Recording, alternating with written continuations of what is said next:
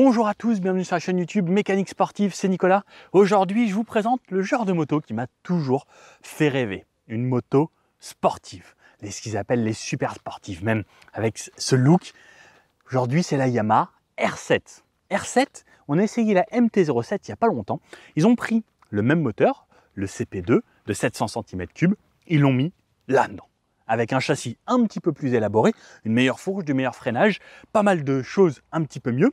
Et ils en ont fait une moto sportive. Donc, comme d'habitude, on va se faire un test sur tout type de route. On va voir, je vais peut-être essayer une caméra 360 degrés que Insta360 m'a envoyé, voir ce que ça donne. Je pense que ça peut faire des plans très fun. N'hésitez pas à me dire ce que vous en pensez et si ça vous plaît. Je vous montrerai un petit peu comment ça marche et si ça vous dit, on verra selon la vidéo. Peut-être vous faire une vidéo dédiée à comment fonctionnent les caméras 360 parce que ça peut être cool pour vous si vous aimez filmer également vos aventures en moto ou en voiture ou en vélo ou quoi que ce soit. Comme d'habitude, essai sur tout type de route et je vous présente en détail cette moto avec toutes les caractéristiques techniques et ensuite on se fait un petit débrief à la fin, voir ce que ça donne. Yamaha R7, alors déjà une chose qui est très cool, c'est qu'elle est disponible en permis A2. À l'époque, les sportives, on n'y avait pas le droit. Moi, quand j'étais plus jeune, c'était no way. Une Yamaha R6, non, on t'assurait pas du tout, alors que ça, maintenant, on peut, ça se bride donc à 47,6 chevaux, je crois que c'est à 35 kW, ils appellent ça. Sinon, elle fait 73 chevaux, 73,4 exactement, avec ce moteur 689 cm3. Donc MT-07, c'est pour en gros 700 cm3 et c'est un bicylindre. Oui, plus de 4 cylindres. La Yamaha R6 malheureusement n'existe plus pour la route. Elle est seulement autorisée à faire du circuit. Donc elle existe seulement en version piste maintenant. Et c'est vrai que la Yamaha R6 était mythique. Celle-ci remplace, à cause des normes, les pollutions, etc., avec ce moteur bicylindre qu'ils ont mis sur plusieurs motos. Ce bicylindre, 67 Nm de couple, on verra, c'est largement suffisant. C'est une moto qui pèse 188 kg tout plein fait, ce qui est plutôt raisonnable. On n'a pas de châssis alu, on a juste un renfort en alu à l'intérieur du châssis pour la rendre un petit peu plus rigide. Et également, puisqu'on va freiner beaucoup plus fort et autres, donc pas plus mal d'avoir plus de rigidité sur ce genre de moto et pour mieux sentir justement avoir plus de feeling également.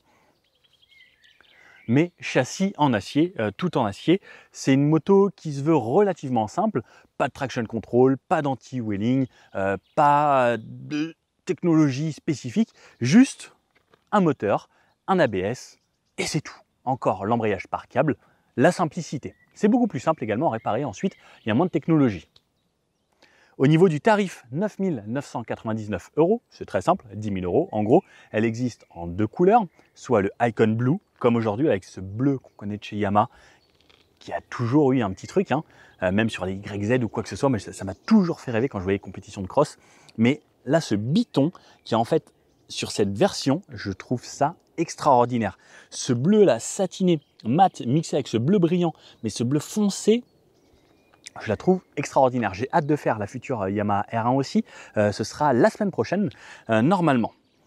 Au niveau des caractéristiques, donc on a parlé de tout ce qui était moteur. On parle aussi également de l'embrayage. On a un embrayage anti-dribble dessus. Ça sert à plusieurs choses. Ça sert à que ce soit plus fluide. Pareil, on a un embrayage assisté avec, ce qui va permettre d'avoir un meilleur feeling à la poignée. Au niveau de la boîte, la MT-07, je l'ai trouvée un petit peu plus dure. Là, j'ai l'impression que c'est plus souple. Au niveau du frein arrière, il y a un ABS. Et selon la vitesse, on arrive des fois à mettre au frein arrière un petit coup de dérive pour se placer. C'est plutôt pas mal. Alors après, je ne suis pas un pilote professionnel, hein, mais ça a ce petit côté un petit peu fun. Et pour moi, je pense qu'on a besoin de ce côté un petit peu fun. Maintenant, dans la gamme R, il y a la R125. En fait, elles ont quasiment toutes le même look, sauf que c'est le moteur qui grossit de plus en plus, sauf la R1, qui est vraiment un vrai step au-dessus. J'ai vraiment hâte de l'essayer, celle-ci. R125, R300, R7 et R1. Toute une gamme R pour commencer très jeune. Je crois que les 125, on a le droit à partir de 16 ans, si je ne dis pas de bêtises, jusqu'à la R1, pour les papas pressés ou les jeunes qui sont très pressés aussi. Moto sportive, donc carénée, bulle. Ici, les rétros sur les côtés qu'on peut rabattre vers l'avant de cette façon ou vers l'arrière de ce côté-là si on stocke la moto. Alors s'il vous plaît, j'ai besoin d'une explication. Je ne comprends pas les gens qui roulent comme ça. Pourquoi ? On a besoin de rétro en voiture et je ne comprends pas. J'en vois de plus en plus sur le périph' et je trouve que ça fait moche, enlever les rétros directement, mais ne roulez pas comme ça. Enfin, je voudrais comprendre s'il vous plaît, expliquez-moi. Donc les rétros, ici posés sur le côté, les clignotants qui sont en LED à l'avant et à l'arrière full LED, on a un éclairage full LED, pareil, signature de jour, les feux de nuit, feux de croisement, feux plein phare en LED, les clignotants également. On a la touche warning ici directement accessible. C'est les mêmes clignotants que sur la Yamaha MT-07. Cette signature en V ici sur le côté pour avoir cette signature lumineuse de jour qui reste toujours allumée. Et ensuite, le feu en plein centre. Il me semble que la R1 c'était 2 sur les côtés maintenant, là, donc celle-ci en plein centre, ici, avec les appels de phare que j'ai sur la gâchette devant au niveau du levier d'embrayage. Ensuite, là, le biton qui se fond vraiment avec le garde-boue à l'avant qui est en couleur bleu satiné beaucoup plus foncé, très sympathique. Les pneus tous à freinage, je vous en parle sur le côté. Bon voilà, sur l'avant, c'est plutôt sympathique, hein. La position, lorsque je suis pleine face dessus, voilà, je suis vraiment un petit peu sur les bras, les poignets, et ça donne envie, hein. Sur le côté, alors là on va parler de tous les éléments qui touchent le sol et le cadre. Au niveau des roues, 2 roues 17 pouces qui sont teintes en bleu ici. Si on a une version noire, on a full noir, noir, noir, noir, carénage, carénage et les jantes noires également. Donc là aujourd'hui, avec ce bleu Yamaha, très joli, jante à 10 bâtons. Au niveau de la fourche, fourche inversée, contrairement à la MT-07. Là on est en 41 mm, on a une vraie fourche avec tous les réglages, pré-contrainte, détente et compression. Pour l'avant, qu'on réglera ici au guidon directement. Au niveau du freinage, on a du 4 pistons à l'avant en étrier à radial de 2 côtés avec des disques en 298 mm et à l'arrière, on a un étrier flottant, simple piston avec un disque de 256. Le cadre, on le voit ici, donc cadre en acier comme je vous disais, avec des parties ici pour faire joli, donc ça, c'est pas du métal, c'est du plastique.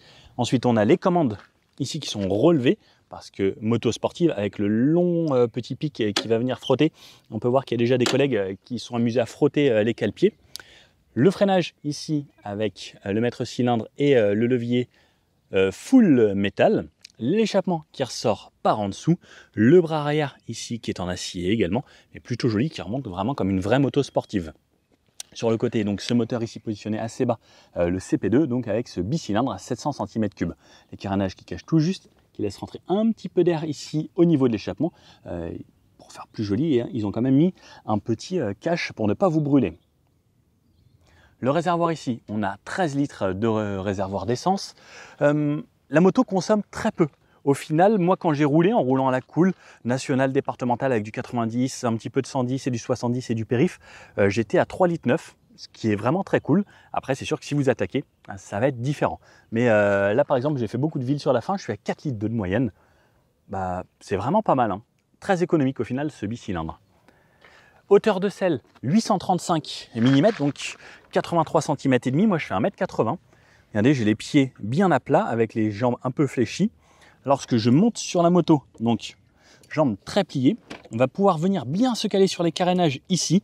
Et également, le réservoir est bien profilé, bien creusé, ce qui va me permettre de bien serrer le réservoir lorsque je vais être dans les phases de grosse accélération et bien tenir la moto et bien me sentir. On a des petites entrées d'air ici sur le réservoir. Alors je ne sais pas pourquoi c'est fait, sûrement pour l'admission. Ah oui, c'est la boîte à air qui doit se trouver là. Donc pour ça, on entend un petit peu également l'admission quand on roule. C'est sympa, ça amène un petit peu de bruit supplémentaire. 13 litres, là-haut, on ouvre à la clé. Mais la position, bon, est plutôt pas mal. Quand on n'a pas l'habitude, ça faisait très très longtemps que je n'avais pas essayé de sportive. Le fait d'avoir le cou comme ça et d'être énormément sur l'avant, ça fait un petit peu bizarre au début. Sinon, la selle est plutôt ferme. On a de la place dessus, mais attention à la fermeté quand même. Tout comme la suspension, on verra, c'est assez ferme. Au niveau de l'arrière, pour le passager, on a ces petits repose-pieds ici. Il a une selle qui est vraiment très étroite. Si vous voyagez avec madame ou madame, si vous emmenez monsieur. Ouais, c'est pas forcément une moto à utiliser à deux. Ça peut dépanner, pourquoi pas. Sur l'arrière, ce que j'aime bien, c'est toute cette partie aérodynamique. On voit l'air qui passe à travers. Alors, je ne sais pas si ça joue vraiment, parce que quand on a les fesses ici, est-ce que l'air vient vraiment là? En tout cas, c'est hyper esthétique. De ce côté, donc on a parlé de levier de frein. De l'autre côté, on n'a pas de shifter aujourd'hui. Boîte mécanique 6 rapports en manuel à embrayage. Très simple. Et on peut avoir le shifter en option. C'est environ 200 €. Au niveau du freinage à l'avant, on en a parlé, mais je ne vous ai pas parlé du maître cylindre ici, qui est un maître cylindre Brembo, qui change également totalement la donne au freinage de cette moto. On va voir, ça freine vraiment bien. Mes pneus aujourd'hui, ils sont tout neufs, donc on va faire le rodage tranquillement, et on va voir ce que ça va donner sur la route. Le but, c'est de prendre quand même un petit peu d'angle avec ce genre de joujou. Transmission par chaîne, bien évidemment, et puis je vous emmène sur l'arrière. Alors, sur l'arrière, ce qu'on retrouve sur la gamme R, c'est premièrement ce feu ici verticale, très sympa, et cet arrière très effilé, profilé, on dirait une flèche. On se dit que c'est une moto qui va vite. On la suit, on se dit, lui, il va aller vite. Le support de plaque, comme on connaît ici, métallique, ensuite c'est une grosse partie plastique, qui a l'air de plutôt bien protéger de la pluie. Les clignotants ici, pareil, donc on peut mettre le warning en full LED, tout comme l'éclairage arrière full LED. Le pneu à l'arrière, c'est du 180, du 120 à l'avant, des jantes en 17 pouces avant-arrière. Au niveau des pneus, on est sur des Bridgestone, des Batlax, les S22. Ça colle plutôt bien la route. Bon, je vous connais, vous voulez l'entendre. Donc, hop. Moteur bicylindre, l'échappement qui se situe sous la selle. Alors c'est vrai, on aimait bien les belles cartouches qui revenaient sur le côté à l'époque. Mais ça, c'est fini. Également, ça joue pour abaisser les centres de gravité. On abaisse le poids partout, donc ça permet également un meilleur équilibre de la moto. Bon, qu'est-ce que ça donne?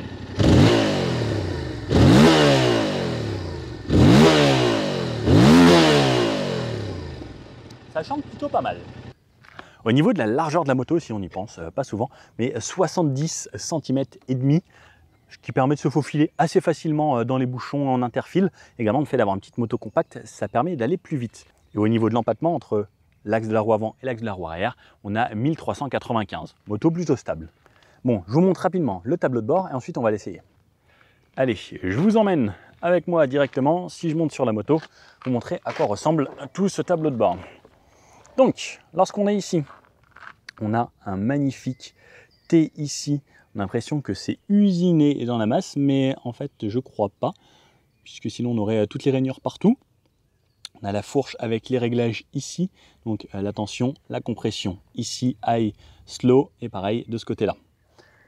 C'est plutôt joli. Les petits bracelets directement sur les côtés, les warnings ici. Le coupe-circuit, démarrer la moto à cet endroit-là. Et sur la gauche, on va avoir de quoi naviguer dans les menus de l'écran. Les pleins phares, les appels de phare derrière, les clignotants ici et le klaxon, appel de phare comme ça. L'embrayage ici, très simple, avec un câble. L'accélérateur à câble également, donc on peut voir ici les câbles. Donc pas de cartographie différente puisque accélérateur par câble. Et ici, donc le maître cylindre Brembo, donc il va pouvoir nous donner un freinage très sympa. La vue lorsqu'on est pilote, les rétroviseurs qui sont positionnés assez bas, donc on va voir pas mal ses avant-bras ici. Il faudra se décaler un petit peu pour avoir une bonne visibilité sur l'arrière. La clé en plein centre, là, et quand je démarre, petite animation R7, on peut le voir ici. Alors dès qu'on a le soleil un petit peu comme ça et qu'on roule, j'avoue que l'affichage n'est pas hyper lisible. Pareil, il y a des câbles qui passent devant. Bon, on va voir ce qu'on peut faire avec ça. Au niveau de l'affichage, ça va nous donner le rapport engagé. Donc si je me mets en première, est-ce que ça passe? Voilà, première là-haut à gauche. Et si je passe la deuxième, voilà. Donc rapport engagé, le contour, la vitesse, l'heure qu'il est. Et en bas, les infos. Donc on peut voir que là, j'ai une moyenne à 4,2 litres.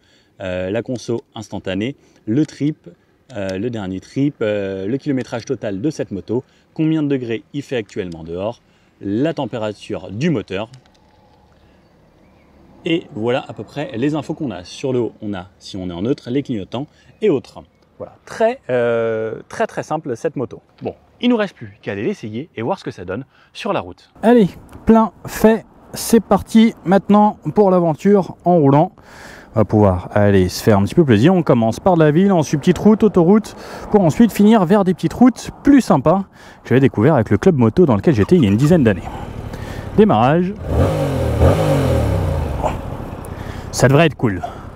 Allez, c'est parti. J'espère juste ne pas perdre ma caméra qui est positionnée ici. Et let's go. Donc on va commencer tranquillement en ville. On est fin de journée, mais il fait quand même encore très chaud. Bon. Au niveau du moteur, même sensation qu'une MT-07. C'est facile à rouler. Alors, je vais juste me mettre le pare-soleil. Je vais aller dans un petit parking justement, voir un petit peu la maniabilité à plus basse vitesse. Alors c'est pas forcément la moto la plus maniable pour la ville, on peut quand même se faufiler. C'est pas hyper léger de l'avant. En fait, on sent que c'est quelque chose qui est fait pour rouler vite et se mettre un peu comme ça et vouloir envoyer un petit peu. Donc allez, je vais essayer, tiens, ici un demi-tour sans poser le pied. Hop. Bon, ça y va pas trop mal, au final. C'est pas déconnant. Petit à petit, en fait, je pense qu'à force de m'y faire, là, ça fait pas mal d'heures que je roule avec. Sur quelques jours. Et au final, ouais, ça va. Hein. On s'y fait petit à petit, comme la position sur l'avant. Au début, quand on n'a pas l'habitude, ça fait un petit peu mal au cou. Parce qu'on a vraiment le cou relevé. Alors ça, c'est le stop le plus inutile du monde, je pense. Voilà, je m'arrête pour ça. On va voir sur un Dodan.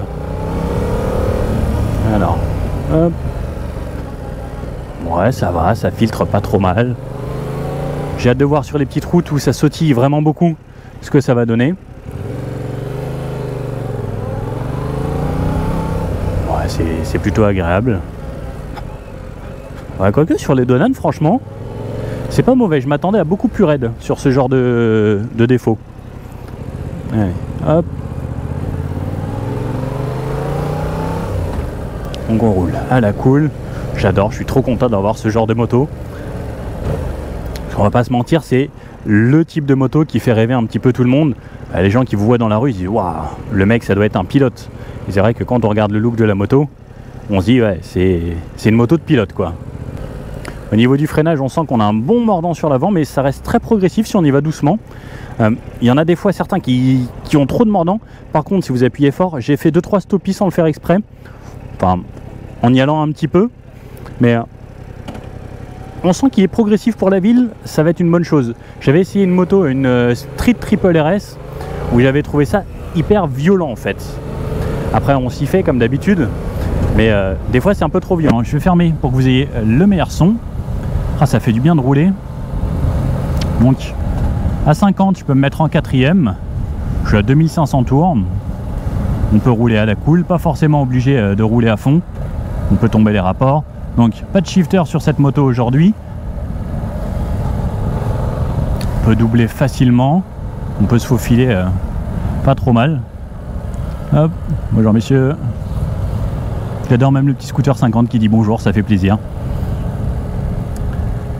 Même aux alentours de 2000 tours, c'est plutôt agréable. On retrouve une moto qui se veut quand même assez accessible à tout le monde. Même si la position est haute, c'est pas ce dont on a l'habitude, on va s'y faire. Mais niveau motorisation, j'ai hâte de voir sur les petites routes ce que ça va donner quand on va vouloir relancer plus fort. Mais pour le quotidien, ça reste agréable. Comme je disais tout à l'heure dans la présentation, au niveau des consos, ça consomme très peu. Et ça aussi, c'est un plaisir pour le quotidien. Donc si je regarde mes consos depuis que j'ai remis à zéro, 4,4 litres de moyenne, en ayant fait pas mal de villes. Et en ayant abonné un petit peu en ville des fois de temps en temps, en poussant un peu première, deuxième. À 50, en quatrième, c'est cool. Si ensuite je me mets en 5, je suis peut-être un petit peu bas dans les tours. Et ça va taper quand je vais relancer. Donc je privilégie la quatrième. Attention ici. Et ce qui est cool, c'est toujours, on peut se faire son petit rêve matching. Et là on peut relancer. En fait, on arrive trop vite aux limitations avec ce genre de moto. À moitié de la première, on est déjà à 50. C'est difficile. Et les grosses motos, bah, c'est vrai que ça donne envie de rouler un petit peu. Alors pas forcément sur circuit, mais il faudrait qu'il y ait des petites routes comme l'île de Man par exemple, où c'est pas limité. Toute l'île est illimitée, on pourrait se faire un petit peu plus plaisir. Parce que le circuit c'est pas forcément accessible à tout le monde, mais en moto on a vraiment l'impression qu'on se traîne rapidement. Par exemple là, je suis à 54, j'ai l'impression que waouh, c'est lent quoi. C'est presque une vitesse de vélo de course, alors qu'on a un monstre entre les jambes. Bon, comme vous pouvez le voir, pour la ville au final, c'est plutôt agréable. Souvent on va avoir tendance à se mettre de cette façon pour justement relâcher un petit peu la pression qu'on a sur les poignets. Moi qui fais 1m80, je suis quand même beaucoup sur l'avant, j'appuie bien sur les poignets. Et c'est pareil, quand on est à basse vitesse, en fait, on va pas se faire porter par le vent. Donc on va avoir vraiment l'appui directement sur les poignets. Donc on sent que c'est une moto qui est faite pour rouler vraiment. Petite Hornet, les anciennes, qui sont maintenant également aussi en 2 cylindres, 750. Il y a tout qui a changé au final dans les motos. Fini le 4 cylindres, les 600, les 750. Maintenant tout est en bicylindre. On peut le voir, c'est aussi quelques avantages. Ça consomme très peu. C'est pas forcément plus désagréable. Et au final, ça a quand même un comportement un petit peu rageur. C'est pour ça que les MT-07 avaient tant plu. Et même celle-ci, si vous mettez en première ou en deuxième, vous remettez juste gaz, il y a moyen de pouvoir lever quand même un petit peu. Bon, je vous reprends. Sur des routes où ça roule un petit peu mieux. Allez, on va aller s'insérer sur du plus roulant. Donc, on va faire un petit peu de 90, 110 et 130. Et ensuite, les petites routes à la cool, où ça va être plus fun, où il y aura du virage. Ce sera bien plus sympa. Donc bon, là je peux tout de suite me mettre en 6ème. À 70 en 6, je suis un petit peu en dessous de 3000 tours. Je dois être à 2008 à peu près. Allez, on s'insère gentiment. Donc, 70 en 6, c'est agréable. On sent que le moteur est assez bas dans les tours et qu'il aimerait peut-être être en 5ème. Si je veux relancer 70-90, bon, ça y va, ça tape un petit peu. Donc forcément, il faudrait peut-être redescendre un rapport ou deux pour que ce soit plus agréable pour le moteur. À 90, je suis à 3500 tours. Là, ça se passe un petit peu mieux. Il n'y a quasiment pas de vibration.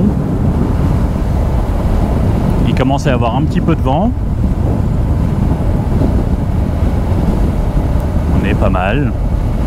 À 90 en 6, ça réaccélère plutôt bien. Je vais venir me mettre ici. On va y avoir une longue courbe. Si personne me gêne, ça devrait être assez sympa. Peut-être même retomber un petit rapport ou deux pour avoir justement un petit peu plus de relance, pour rendre cette moto plus cool. Parce que c'est vrai que c'est sympa d'y aller tranquillement, mais on a quand même un petit peu envie d'accélérer un poil. Et les bouchons. Donc ma petite touche warning ici. Et c'est parti pour un petit peu d'interfile. Donc en interfile, moi j'aime bien rester en 2 ou en 3 pour avoir suffisamment de relance. Bon, la moto est plutôt étroite, à peine 70 cm de large, donc au final ça va bien. Il y a des gens qui font pas attention, téléphone encore comme d'habitude. Alors en ce moment je remarque énormément de gens au téléphone, mais vraiment presque, j'ai l'impression que tout le monde est sur son téléphone au volant en ce moment. C'est impressionnant, les gens ne font plus du tout attention, c'est incroyable. Regardez, là par exemple, ça laisse pas passer. Bon, c'est pas grave. Ah, là il y a des gens gentils. Merci, merci. Mais je trouve ça assez impressionnant et les gens font de moins en moins attention. Oh, un copain motard. Bon allez, on va aller se mettre ici sur de l'autoroute où c'est 110, mais c'est 110 sans bouchon quoi. On est gentil, on se fait pas la ligne blanche, on attend juste dès que ça pointille. Ça y est, ça pointille. Allez, on suit le collègue. On peut même aller. On a une moto quand même assez puissante, donc on peut s'insérer assez facilement. Ça c'est l'avantage également d'avoir de la puissance. C'est on peut se faufiler ou s'extraire d'une situation plutôt vite. Plus on a de puissance, plus on a de couple, plus c'est intéressant. Bon, je vous reprends un petit peu plus loin quand je fais du 110 et du 130. Alors, là je suis à 110 km/h. Je pense que vous pouvez l'entendre, je prends quand même un petit peu de vent. Donc la bulle, elle soulève un petit peu l'air. Et si je veux vraiment pas prendre de vent, il faut que je me mette de façon très aérodynamique. Sinon, en étant moteur, je prends un petit peu de vent. Là, je soutiens un petit peu moins sur mes poignets puisque justement le vent me porte. Donc là, ça devient agréable de faire un petit peu de route. À 110 km/h, donc en 6, je suis un petit peu en dessous de 4500 tours. Bon, ça souffle un petit peu. On se remet à droite. Bon, c'est pas désagréable. J'ai une bonne position sur la moto. Si je me mets vraiment sur la pointe des pieds, j'ai les jambes vraiment pliées. Donc j'essaye de me caler sur la botte avec le talon sur le cale-pied, ce qui me permet d'avoir une position plutôt agréable. Pour le côté vraiment sportif, j'essayerai de mettre la pointe des pieds pour avoir un meilleur appui sur les cale-pieds. Mais sinon, pour la balade, avec le petit talon, c'est assez agréable. Si on accélère un petit peu, donc on double pour aller se mettre à 130 ici sur le bout d'autoroute. Alors, ça reste toujours très stable. J'espère que le micro va pas décoller là-bas. Voilà, à 130 km/h.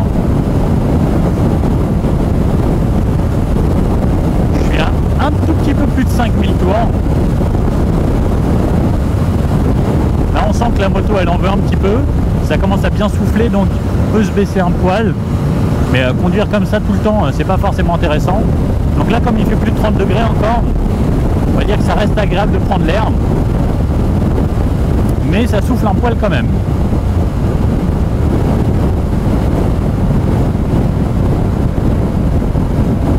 À 5000 tours, si je relance en 6, ça met un petit peu de temps quand même.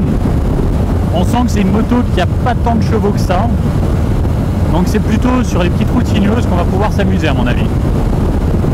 Après on peut bien sûr faire une petite vitesse de pointe. À 130 en 6, quand ça relance, on fait 130, 140 assez rapidement. Donc on va peut-être vouloir tomber un ou deux rapports. Et en quatrième, là, on commence à avoir quelque chose de plus sympa et ça commence à pousser.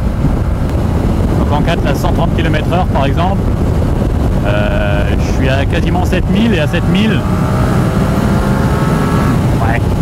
là ça relance beaucoup plus franchement et ça devient plus rigolo.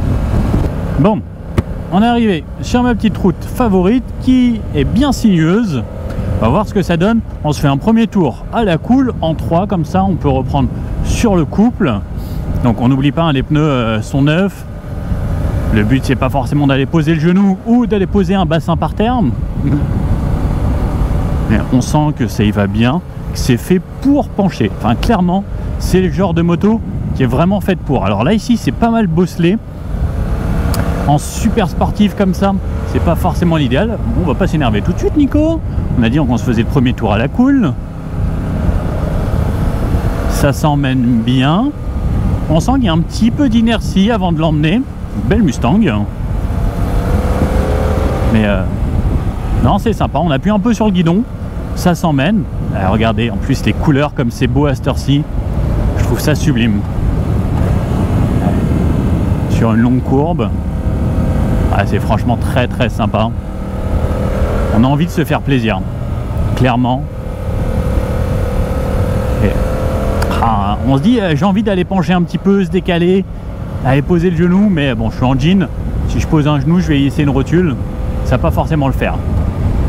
Allez, sur des courbes un petit peu plus longues, on sent que c'est stable. La suspension fait bien son boulot. Alors, je vous avoue que je l'ai laissé au réglage qu'on me l'avait laissé. Et même sur une très longue courbe, avec un petit peu plus de vitesse, c'est franchement très sympa. Ça donne envie de se dire limite, allez bon, allons sur circuit quoi. Mais très agréable. Et en fait, je pense qu'on se prendrait bien au jeu. Il manquerait peut-être un petit truc pour que ce soit vraiment excitant, c'est qu'il y ait un petit peu plus de son, un petit échappement. Parce que bon, on garde quand même le plaisir de la sportive, et la sportive ça reste du bruit quoi. Bon allez, on essaye de pousser un peu plus. Allez.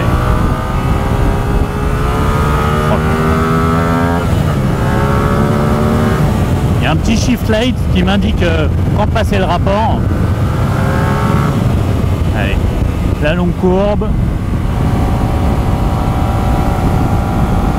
Oh là là, le kiff. Après, je suis pas un pilote, le but c'est juste de se faire plaisir. On arrive quand même à bloquer un petit peu l'arrière au rétrogradage, donc ça reste quand même sympa. Gros freinage, donc l'avant mord très bien, franchement. On sent que s'il y a besoin de faire un stoppie, ça va faire un stoppie. Et non, je sens vraiment un très bon mordant. Il y a de quoi s'amuser. Hein. Ça pousse bien, c'est plutôt coupleux. Comme on a une moto pas forcément excessivement lourde, ça se met sur l'angle. Ouais. Alors ça va, c'est vrai quand on monte un petit peu dans les tours, c'est un petit peu plus expressif. C'est plutôt sympa. Hop, l'arrière équilibre bien la moto. C'est vrai qu'on se dit, hey, ça penche quand même un petit peu tout seul. Et non, très très sympa. Je vais essayer de me le faire avec la caméra 360, tiens. Je vais la mettre derrière, on va voir ce que ça donne. Mais non, easy. C'est pas un roadster, mais on sent que c'est fait pour aller se mettre sur l'angle et on a envie de pencher encore et encore et encore et encore. Bon, j'ai donc reçu cette Insta360, merci encore Insta360, de pouvoir me permettre de tester ça. Donc on va essayer de se la mettre, vous savez, là, point de vue derrière, un petit peu comme si c'était un drone qui filmait. Donc j'ai un clamp avec une rotule. Il va juste falloir trouver comment la mettre. Où est-ce que je pourrais me la mettre sinon sur le cale-pied? Le cale-pied ici, ça bougera pas, c'est sûr et certain. Donc ça, je le serre bien. Ensuite, j'oriente ma perche. Je vais déjà la sortir à fond. Donc là, ça me donne cette inclinaison-là. Je vais bien la serrer là-haut. Pareil. Donc on serre à fond et ensuite on l'oriente comme on veut. Donc là, je pense que là, ça va être pas mal. Je resserre bien ici. Donc normalement, c'est fait pour la moto. Alors le but, c'est de bien serrer parce que ça va un petit peu avoiner quand même. Il ne faudrait pas que ça parte. Hop. Donc ça filme vers l'avant, mais c'est en 360. Donc là, je lui dis démarrage de l'enregistrement. Et là, ça filme, même si j'ai l'impression que ça filme que le ciel. Normalement, ça filme tout. Ah, ça fait un petit peu peur quand même, hein, de se dire que ça tient comme ça, en haut d'une barre. Bon, j'ai hâte. Je vous montre le résultat juste après, ou même pendant la vidéo. On va voir ce que ça donne. On va se le faire à la cool, histoire de ne pas la perdre tout de suite, parce qu'elle est toute neuve. C'est sa première vidéo. Bon, on tourne la clé.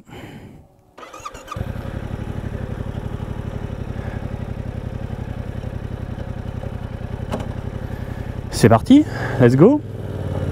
J'ai hâte de voir ce que ça donne comme résultat.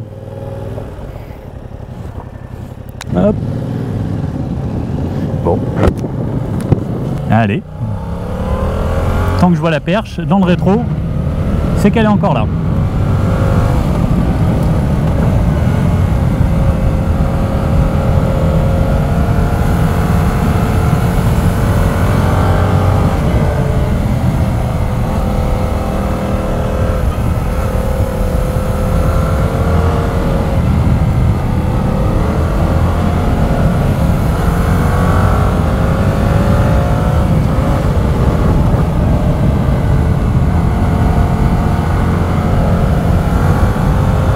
A l'air de tenir. On s'amuse quand même vraiment bien avec ce genre de moto, sur ce genre de petites routes. Il devrait y avoir des petites routes privées comme ça, où on pourrait venir, pouvoir s'amuser, genre tous les week-ends, et que ce soit genre autorisé de pouvoir rouler à fond sans limitation.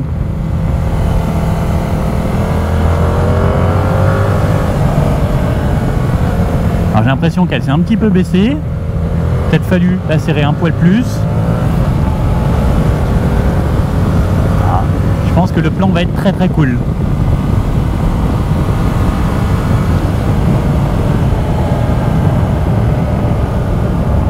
Bon, hâte de voir ça.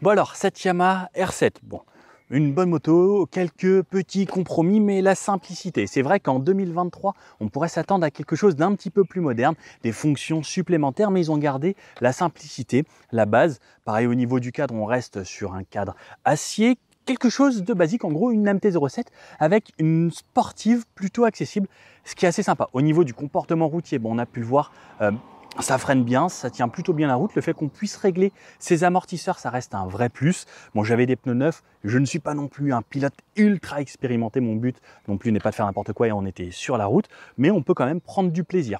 Voilà, ce qu'il faut savoir, c'est que c'est pas une MT-07, ça n'a rien à voir. Niveau position et autres, ça va être totalement autre chose. Au niveau de la maniabilité en ville, c'est autre chose, mais par contre, voilà. on se paye un look de sportive, un châssis beaucoup plus sympa.